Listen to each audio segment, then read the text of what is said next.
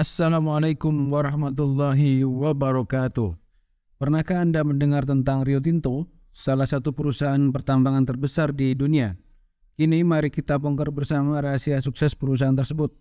Dalam video ini kami akan membawa Anda menjelajahi proyek-proyek menarik dari Rio Tinto di Indonesia yang menjanjikan potensi keuntungan yang besar. Mari kita bersama-sama mengetahui bagaimana Rio Tinto memanfaatkan sumber daya alam Indonesia secara bertanggung jawab dengan teknologi mutakhir.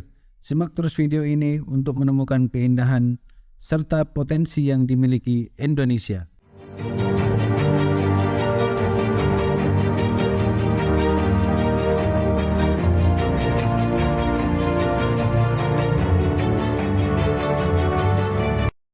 Rio Tinto adalah sebuah perusahaan pertambangan global yang bermarkas di London, Inggris, dan Melbourne, Australia. Perusahaan ini beroperasi di berbagai negara di seluruh dunia, termasuk di Australia, Amerika Serikat, Kanada, Afrika Selatan, Mongolia, dan juga di Indonesia. Rio Tinto menghasilkan berbagai macam komoditi tambang, termasuk aluminium, tembaga, timah, uranium, dan berlian. Perusahaan ini juga terlibat dalam pengembangan sumber daya mineral baru seperti litium dan kobalt yang penting untuk baterai kendaraan listrik. Rio Tinto didirikan pada tahun 1873 di Spanyol dan telah menjadi salah satu perusahaan pertambangan terbesar di dunia sejak itu. Saat ini Rio Tinto terkenal sebagai pemimpin dalam praktek-praktek berkelanjutan dan memiliki komitmen untuk beroperasi secara bertanggung jawab dalam hal lingkungan, sosial, dan ekonomi. Rio Tinto adalah perusahaan publik yang terdaftar di Bursa Efek London, Bursa Efek Australia, dan Bursa Efek New York. Oleh sebab itu, tidak ada satu pemilik tunggal Rio Tinto. Sebagai gantinya, Rio Tinto dimiliki oleh para pemegang saham yang dapat membeli dan menjual saham perusahaan tersebut di pasar saham. Pemegang saham terbesar Rio Tinto adalah investor institusional, termasuk perusahaan asuransi, dana pensiun, dan manajer aset besar. Namun ada juga sejumlah besar investor individu yang memiliki saham Rio Tinto. Sebagai perusahaan publik, Rio Tinto memiliki banyak pemegang saham. Berikut adalah beberapa pemegang saham besar di Rio Tinto berdasarkan laporan terakhir per Maret 2021. Ada BlackRock Inc. 5,96% besaran sahamnya. Kemudian Capital Research and Management 5,78%, Vanguard Group 4,81%, Norges Bank Investment Management 3,29%, Capital World Investor 2,66%, Legal and General Corp PLC 2,23%, State Street Global Advisor 1,97%, The Northern Trust Corporation 1,47%, Phil Limited 1,38%, Mitsubishi UFG Financial Group 1,29%. Sedangkan untuk pemegang saham individu, data terakhir tidak tersedia karena tidak diungkapkan secara publik. Namun siapapun pembeli yang membeli saham Rio Tinto dapat menjadi pemilik saham perusahaan tersebut. Rio Tinto memiliki beberapa perusahaan di Indonesia yang terkait dengan kegiatan pertambangan dan eksplorasi mineral. Beberapa di antaranya adalah PT Kelian Equatorial Mining. Perusahaan ini beroperasi di Kabupaten Kutai Kertanegara, Provinsi Kalimantan Timur dan menghasilkan emas. Yang kedua, PT Kaltim Primaqual. Perusahaan ini beroperasi di Kabupaten Kutai juga, Provinsi Kalimantan Timur dan menghasilkan batu bara. Yang ketiga, PT Freeport Indonesia yang beroperasi di Papua dan menghasilkan tembaga dan emas. Meskipun tidak secara langsung dimiliki oleh Rio Tinto, perusahaan ini adalah bagian dari perusahaan patungan antara Freeport McMoran dan Rio Tinto. Rio Tinto juga memiliki beberapa proyek eksplorasi mineral di Indonesia, termasuk proyek litium di Sumatera Utara dan proyek tembaga di Kabupaten Mimika, Papua. Di samping proyek pertambangan yang telah beroperasi, Rio Tinto juga memiliki beberapa proyek eksplorasi mineral di Indonesia. Salah satu proyek tersebut adalah proyek litium di Sumatera Utara. Proyek litium tersebut terletak di daerah pegunungan Bukit Barisan dan dilakukan bersama dengan mitra lokal yaitu PT Anika Tambang. Litium adalah logam yang semakin penting dalam industri baterai karena digunakan sebagai bahan untuk membuat baterai kendaraan listrik, ponsel, laptop, dan perangkat elektronik lainnya. Rio Tinto memulai perusahaan lithium di Sumatera Utara pada 2018 dan telah melakukan pengeboran di sejumlah lokasi. Perusahaan berharap dapat menemukan cadangan lithium yang cukup besar untuk mengembangkan tambang lithium di Indonesia dan memenuhi permintaan global yang semakin meningkat. Proyek lithium di Sumatera Utara diharapkan dapat membawa manfaat ekonomi dan sosial bagi masyarakat sekitar. Rio Tinto telah bekerja sama dengan pihak berwenang setempat dan masyarakat untuk memastikan bahwa aktivitas eksplorasi dilakukan dengan cara yang bertanggung jawab dan berkelanjutan. Selain itu, Rio Tinto juga berkomitmen untuk memenuhi standar tertinggi dalam hal kesehatan, keselamatan, dan lingkungan kerja. Perusahaan telah menerapkan praktek-praktek terbaik dalam pengelolaan limbah dan pengurangan emisi gas rumah kaca selama aktivitas eksplorasi berlangsung. Rio Tinto juga mengakui pentingnya membangun hubungan yang baik dengan masyarakat lokal. Perusahaan telah melaksanakan program-program tanggung jawab sosial korporat seperti pembangunan infrastruktur, pelatihan kerja, dan dukungan pendidikan untuk memberikan manfaat nyata bagi masyarakat sekitar proyek. Sejauh ini, proyek eksplorasi lithium Rio Tinto di Sumatera Utara masih dalam tahap awal dan belum menghasilkan produksi lithium secara komersil. Proses eksplorasi meliputi pengambilan sampel dan analisis geologi yang dilakukan untuk mengevaluasi potensi cadangan lithium di wilayah tersebut. Namun, Rio Tinto dan PT Antam telah berkomitmen untuk melaksanakan kegiatan eksplorasi secara bertanggung jawab dan berkelanjutan. Selama eksplorasi, mereka juga memastikan bahwa kegiatan mereka memenuhi standar lingkungan dan kesehatan dan keselamatan kerja yang ketat. Dengan potensi cadangan lithium yang besar di Sumatera Utara, Rio Tinto berharap dapat membawa manfaat ekonomi dan sosial bagi masyarakat setempat, serta memenuhi permintaan global yang semakin meningkat akan lithium. Akan tetapi perlu diingat bahwa proses eksplorasi dan pengembangan tambang lithium adalah proses yang rumit dan membutuhkan waktu dan investasi yang signifikan sebelum dapat menghasilkan produksi lithium secara komersil. Tidak cukup data atau belum ada informasi resmi yang dirilis mengenai seberapa besar cadangan lithium yang ditemukan di proyek eksplorasi Rio Tinto di Sumatera Utara sebagai tahap awal eksplorasi. Rio Tinto sedang melakukan pengeboran dan analisis geologi untuk mengevaluasi potensi cadangan lithium di wilayah itu. Namun Rio Tinto dan mitra lokalnya PT Aneka Tambang yakin bahwa Sumatera Utara memiliki potensi cadangan lithium yang besar. Lithium adalah logam yang semakin penting dalam industri baterai karena digunakan sebagai bahan untuk membuat baterai kendaraan listrik, ponsel, laptop, dan perangkat elektronik lainnya. Permintaan global akan lithium diprediksi akan terus meningkat seiring dengan perkembangan teknologi dan mobilitas yang semakin ramah lingkungan.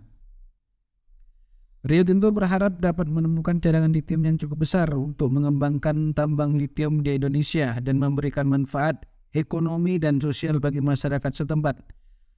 Akan tetapi perlu diingat bahwa menemukan dan mengembangkan cadangan lithium adalah proses yang rumit dan panjang dan juga membutuhkan waktu dan investasi yang sangat signifikan. Rio Tinto memiliki proyek pertambangan tembaga dan emas yang besar di Kabupaten Mimika juga, yaitu di Provinsi Papua. Proyek ini dikenal sebagai Grasberg Mine yang merupakan tambang tembaga dan emas terbesar di dunia berdasarkan produksi tahunan. Grasberg Mine berlokasi di Pegunungan Jayawijaya dan memiliki cadangan mineral yang sangat besar. Tambang ini telah beroperasi sejak tahun 1973 dan saat ini dioperasikan oleh perusahaan patungan antara Rio Tinto, Freeport McMoran, dan pemerintah Indonesia melalui PT Indonesia Asahan Aluminium atau Inalum.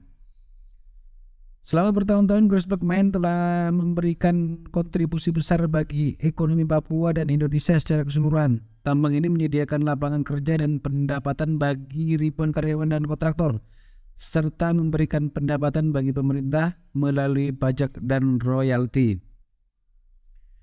Akan tetapi Grasberg Mine juga telah menjadi sumber kontroversi karena dampak lingkungannya yang signifikan seperti limbah tambang dan penambangan terbuka yang besar. Pihak-pihak terkait telah bekerja untuk meminimalkan dampak negatif ini dan meningkatkan praktek-praktek keberlanjutan dalam operasi tambang. Sejak Rio Tinto bergabung sebagai pemegang saham di Grasberg Mine pada tahun 2018, perusahaan ini telah berkomitmen untuk meningkatkan praktek keberlanjutan di tambang tersebut. Rio Tinto telah berpartisipasi dalam upaya-upaya untuk mengurangi dampak lingkungan dan juga sosial dari operasi tambang serta meningkatkan transparansi dan akuntabilitas. Beberapa inisiatif keberlanjutan yang telah dilakukan oleh Grasberg Mine dan pemegang sahamnya termasuk penggunaan teknologi terbaru untuk mengurangi penggunaan air, energi, dan bahan kimia yang berbahaya. Tambang ini juga telah berinvestasi dalam program pemulihan lahan bekas tambang dan rehabilitasi hutan di sekitarnya. Selain itu, Grasberg Mine juga memberikan kontribusi signifikan bagi pembangunan sosial dan ekonomi di Papua. Perusahaan ini telah membangun sekolah, rumah sakit, dan infrastruktur lainnya untuk mendukung masyarakat setempat. Tambang ini juga mempekerjakan ribuan karyawan dan kontraktor dari wilayah sekitar, serta memberikan dukungan untuk pengembangan usaha kecil dan menengah di daerah tersebut. Meskipun Grasberg Mine masih menghadapi beberapa tantangan dalam mengelola dampak lingkungan dan sosialnya, Rio Tinto dan mitra-mitra lokalnya terus berusaha untuk meningkatkan praktek keberlanjutan dan memberikan manfaat bagi masyarakat Papua di Indonesia secara keseluruhan. Menurut laporan keuangan Rio Tinto pada tahun 2001, nilai total aset perusahaan ini mencapai sekitar 85,1 miliar US dollar. Aset tersebut terdiri dari berbagai macam jenis termasuk tambang, infrastruktur, fasilitas pengelolaan properti, mesin dan peralatan, serta investasi keuangan lainnya. Rio Tinto merupakan salah satu perusahaan pertambangan terbesar di dunia dan memiliki portfolio aset yang sangat luas di berbagai negara. Rio Tinto telah terlibat dalam beberapa pelanggaran hukum dan etika bisnis dalam sejarahnya, di antaranya skandal Simandou. Pada tahun 2016, Rio Tinto didakwa oleh otoritas Australia karena korupsi dan pelanggaran hukum terkait proyek tambang besi Simandou di Guinea. Mantan eksekutif Rio Tinto didakwa atas tuduhan membayar suap kepada pejabat pemerintah Guinea untuk mendapatkan izin tambang. Kematian di tambang Grasberg pada tahun 2018, yaitu seorang pekerja kontrak tewas dalam kecelakaan di tambang Grasberg di Papua. Insiden tersebut memicu kontroversi tentang kondisi kerja yang tidak aman di tambang tersebut. Ini juga merupakan salah satu skandal Rio Tinto ya. Selanjutnya, kontroversi penambangan di wilayah adat. Rio Tinto juga telah terlibat dalam sengketa dengan masyarakat adat terkait penambangan di wilayah mereka. Tahun 2020, Rio Tinto mengakui bahwa perusahaan telah merusak situs warisan budaya aborigin selama penambangan di Western Australia. Berikutnya, kontroversi terkait lingkungan. Rio Tinto juga telah dikritik karena dampak lingkungan dari operasi tambangnya. Misalnya di Kanada, perusahaan dituduh merusak ekosistem dan mencemari air selama penambangan di Sungai Fraser. Rio Tinto telah berusaha untuk meningkatkan praktek keberlanjutan dan etika bisnisnya dalam beberapa tahun terakhir, termasuk dengan memperkuat sistem pengawasan dan pelaporan. Namun meski begitu, perusahaan tetap harus berhadapan dengan konsekuensi dari pelanggaran di masa lalu dan terus berjuang untuk meningkatkan kinerjanya di masa yang mendatang. Rio Tinto telah terlibat dalam beberapa proyek di Indonesia yang melibatkan pembagian saham dengan pemerintah daerah maupun pusat. Contohnya adalah PT Freeport Indonesia, di mana Rio Tinto memiliki saham sebesar 40% di perusahaan tambang tembaga dan emas ini, yang terletak di Kabupaten Mimika, Kabupaten Papua. Di Kabupaten Mimika, Provinsi Papua maksudnya. Sisanya dimiliki oleh Freeport McMoran dan pemerintah Indonesia. Dalam kesepakatan terbaru tahun 2018, Rio Tinto sepakat untuk menjual seluruh sahamnya kepada Inalum, perusahaan milik pemerintah Indonesia, dengan harga sekitar 3,5 miliar US dollar. Berikutnya, PT Aman Mineral Nusa Tenggara. Rio Tinto juga memiliki saham sebesar 40% di perusahaan tambang tembaga dan emas ini yang terletak di Sumbawa, Nusa Tenggara Barat. Sisanya dimiliki oleh pemerintah Indonesia dan perusahaan lokal pada tahun 2001. Rio Tinto mengumumkan rencana untuk menjual seluruh sahamnya di Aman Mineral Nusa Tenggara kepada perusahaan lokal PT Midco Energy Mining International. Proyek lithium di Sumatera Utara. Rio Tinto mengembangkan proyek eksplorasi lithium di Sumatera Utara dengan mitra lokal, PT Aneka Tambang. Dalam kesempatan ini, Rio Tinto akan memegang 60% saham, sementara sisanya dimiliki oleh PT Aneka Tambang sendiri. Dalam proyek-proyek tersebut, pembagian saham dilakukan untuk memenuhi persyaratan peraturan di Indonesia dan juga untuk membangun kemitraan jangka panjang dengan pemerintah dan perusahaan lokal. Selain itu, dengan memiliki saham dalam proyek tersebut, Rio Tinto juga dapat memperoleh keuntungan dari operasi tambang yang dilakukan. Nilai proyek-proyek yang dimiliki oleh Rio Tinto di Indonesia berbeda-beda. Berikut ada beberapa estimasi nilai proyek tersebut. Yang pertama dari PT Freeport Indonesia. Menurut laporan keuangan Rio Tinto tahun 2018, nilai aset Freeport Indonesia yang dimiliki Rio Tinto sekitar 1,3 miliar US dollar. Yang kedua, PT Aman Mineral Nusa Tenggara pada tahun 2019 PT Aman Mineral Nusa Tenggara mengumumkan rencana investasi senilai 1,59 miliar US dollar untuk memperluas tambang tembaga dan emas di Sumbawa, Nusa Tenggara Barat. Kemudian proyek lithium di Sumatera Utara. Nah, nilai proyek eksplorasi lithium ini belum diumumkan secara resmi oleh Rio Tinto dan mitra lokalnya PT Antam. Akan tetapi perlu dicatat bahwa nilai proyek tersebut bisa berubah tergantung pada berbagai faktor seperti perubahan harga komoditi, biaya operasional, peraturan pemerintah, dan faktor ekonomi lainnya. Rio Tinto merupakan perusahaan multinasional yang memiliki banyak karyawan dan pemangku kepentingan yang turut berkontribusi pada keberhasilannya. Oleh karena itu, sulit untuk menunjuk satu orang yang paling berpengaruh di balik keberhasilan Rio Tinto. Namun kendati demikian, sepanjang sejarah perusahaan ada beberapa tokoh yang dianggap memiliki peran penting dalam memimpin Rio Tinto dan membawa perusahaan ini menjadi salah satu pemain terkemuka di sektor pertambangan dunia. Di antaranya yang pertama adalah Sir Robert Haslam. Ia pernah menjabat sebagai CEO Rio Tinto pada tahun 1984 sampai 1991. Nah, selama kepemimpinannya Rio Tinto sukses melakukan ekspansi global dan melakukan akuisisi terhadap perusahaan tambang yang lebih kecil. Kemudian ada Leigh Clifford. Ia menjabat sebagai CEO Rio Tinto pada tahun 2000 sampai 2007. Di bawah kepemimpinannya, Rio Tinto berhasil meningkatkan efisiensi operasional dan memperluas portfolio komoditi perusahaan. Berikutnya ada Sam Walsh yang menjabat sebagai CEO Rio Tinto pada tahun 2013 sampai 2016. Pada masa kepemimpinannya, Rio Tinto berhasil memfokuskan diri pada kegiatan inti perusahaan, memperbaiki kinerja operasional, dan mengefektifkan biaya.